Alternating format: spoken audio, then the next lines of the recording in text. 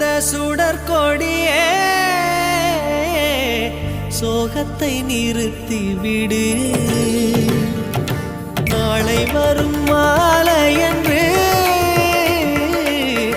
நம்பிக்கை வளர்த்து விடு.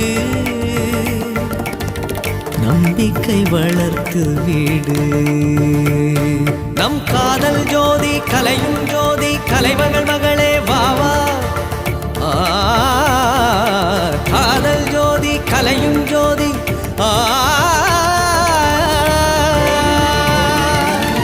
ஜோதி எப்படி ஜோதியை எரிக்கும்